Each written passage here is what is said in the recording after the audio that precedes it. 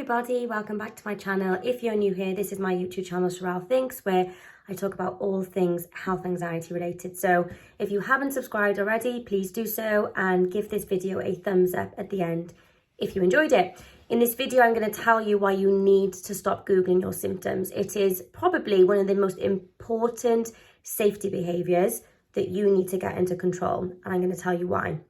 So we Google our symptoms because in a moment of panic, we want to try and problem solve, right? We want to try and find a solution or figure out what is going on with us.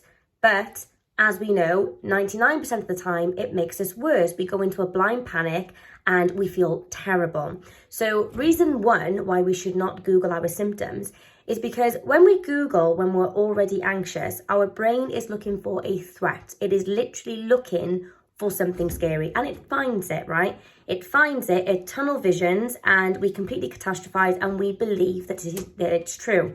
And when that happens, we find ourselves really stuck between a rock and a hard place, because now not only were we already anxious, but we've now found something really, really scary to now panic about.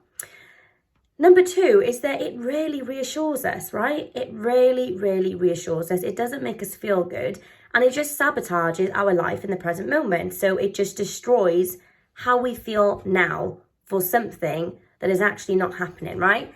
And even if we are reassured on that rare occasion that we do read something, we think, oh, do you know what? Yeah, it's probably that. It sounds like it's this minor issue.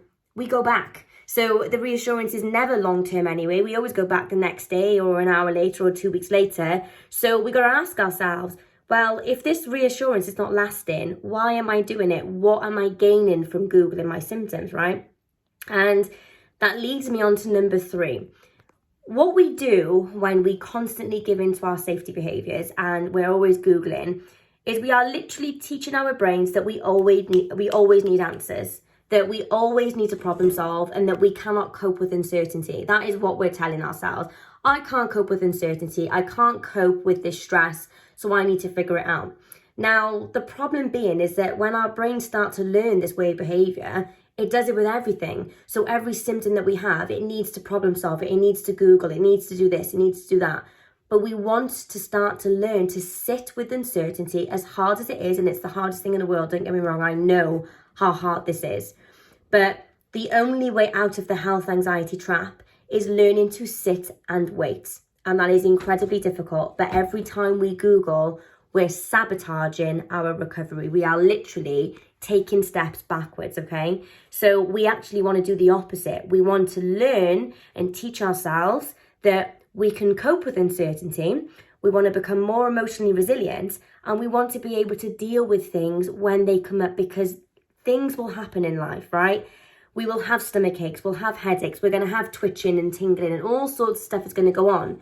But if every single time we have to Google, we have to try and figure out what it is, well, we're going to have a lot of misery, right? We're going to have a lot of misery because we're always going to try and figure out what's wrong with us. We're going to find something really scary, and then that will lead to maybe a month or 2 months, 3 months, 4 months of hell, okay? And it doesn't work. And so what we want to do is to start doing the opposite. There is nothing about Googling that is good.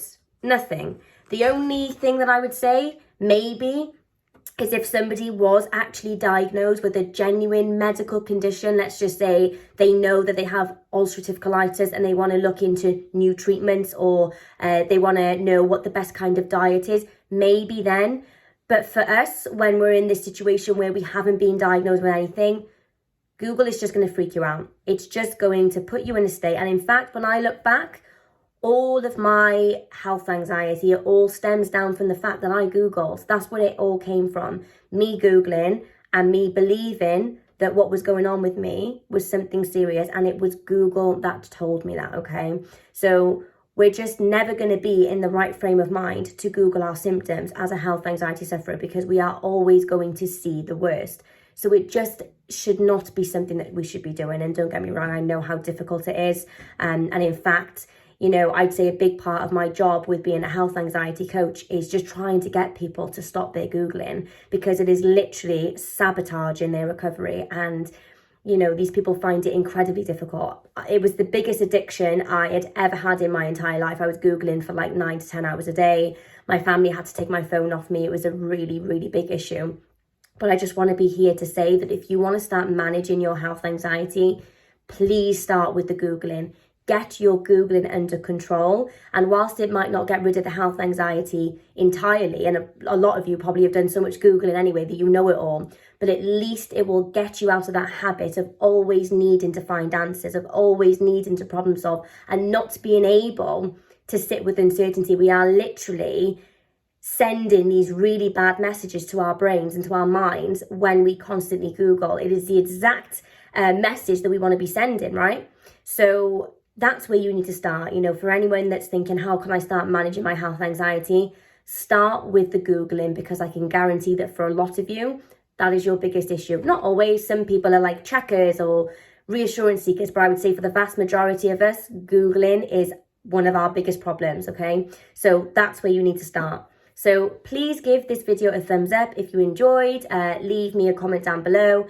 If you're looking for one-to-one health anxiety coaching, you can apply using the link that I'm going to pop below in the description of this video.